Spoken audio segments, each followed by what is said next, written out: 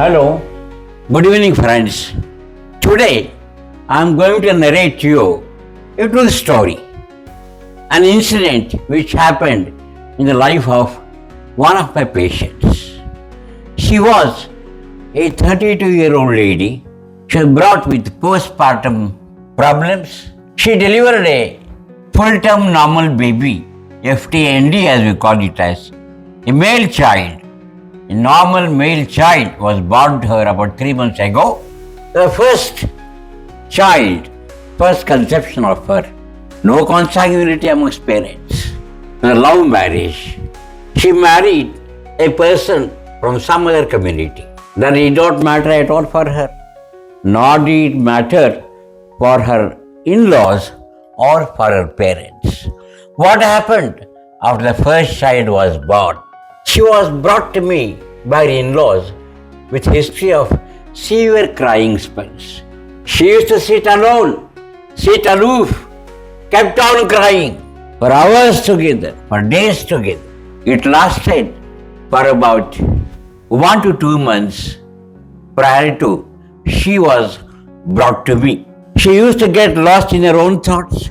She refused feeds also, refused to eat, refused to drink even water also. Not only that, not only did she refuse her own feeds, but God forbid, my friends, she started stopping breastfeeding to her newborn infant also. What is the mistake of that poor newborn young male? She was reluctant to breastfeed the child also, breastfeed her infant also. At times, she used to lose temper also.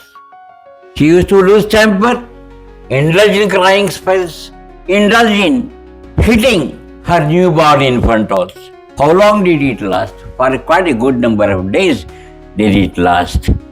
Later, on one moment, she suspected that her newborn infant will be snatched away, will be taken away by her mother-in-law and the infant will be killed. She started suspecting like that. She was brought to me with all these symptoms. I tried to convince her. Nearly 1 hour I spent with this young patient. She was deluded that her child would be snatched away, that the child would be killed, and that she also would be killed by her relatives, by her mother-in-law. This is what's called as a delusion. What do you mean by a delusion? A firm, strong, wrong conviction which is not amenable to suggestion. A firm, strong, wrong conviction which, despite others telling, others reassuring, doctors reassuring that, look, nobody is going to kill you. You have got a wrong belief. Please remove that idea from your mind. Despite all these suggestions, despite all these firmly trying to convince, the patient believes, no, my child is going to be killed. And this belief should be out of one's cultural or social context or background. This is called delusion. What did I say out of cultural background? We have all heard in our preventive and social medicine text by Park that smallpox is caused by or was caused by the visitation of goddess Devi. That is a cultural belief. The belief stemming out of one's cultural background. That is not a delusion. A firm belief which is not amenable to suggestions and which is out of one's cultural and social background, this is a delusion. This lady harbored that delusion, my friends. And she started feeling, I should not eat, I should fast, I should not sleep for a transient duration. But oh God, make me sleep permanently. How good it would be if I go into a permanent deep comatose sleep. These were the symptoms which she expressed. Immediately, I made a diagnostic formulation of severe postpartum depression with severe suicidal ideations. What did I do? I told the relatives, please admit her immediately. She requires either ketamine therapy or much more so, a modified ECT therapy. ECT in such instances, my friends, is life-saving. The relatives refused. They were reluctant. They said, no, we'll go back now. We'll try some magic, black magic, evil spirits, then God, temple, etc. I said, no, you are committing a wrong thing. Please never indulge in such things. Despite my suggestions, patient was taken away, and after a week or so, about 30 people, her in-laws, her parents, and surrounding people from the village, they all came to my hospital. For a moment, I was apprehensive. I got scared.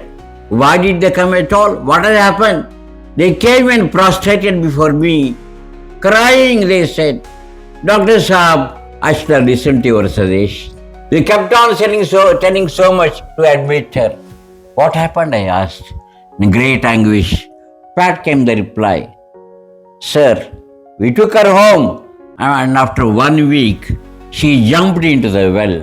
And before jumping, she threw her newborn infant also into the well, and both died. They started crying again. This is what's happening when patients have got severe depression with suicidal ideations. This is what's called as extended suicide. What do you mean by that? Not only the patient commits suicide, but prior to that, he or she kills some of the other her own sibling or relative, etc. Then she tries to commit suicide. She commits suicide. This is called as extended suicide. This is what happened for this lady. I felt very sad.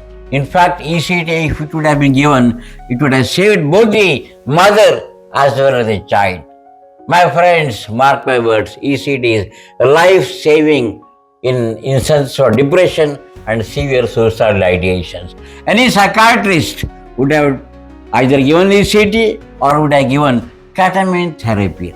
Another very, very important modality of treatment which can undo ECT within minutes perhaps. Unfortunately, the relatives refused both. What the relatives told me is what's called as, in legal terms, an extrajudicial confession. There are two types of confession according to Indian Evidence Act. They all confession comes under sections 26 to 30 in Indian Evidence Act. Judicial confession, extrajudicial confession. What is judicial confession? The one which is told to the magistrate, which is recorded by the magistrate, which the prosecution agrees and which the opposite party doesn't do any rebuttal at all.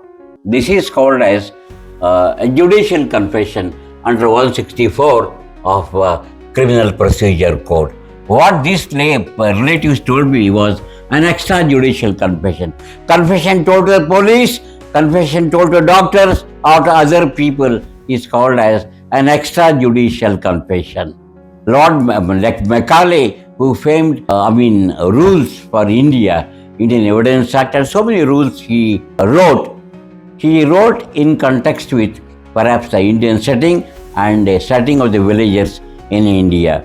I tried to give you a brief information of the legal aspects of suicide or such extended suicide, and also how a postpartum depressive lady can try to harm herself, and how a timely intervention by a qualified psychiatrist with ECT or ketamine therapy can bring him or her out of suicidal ideations, and they can start leading yet again a new lease of life. The take-home message, my friends, is that in depression, ECT is life-saving. Thanks a lot for watching. Please do share the video if you like it.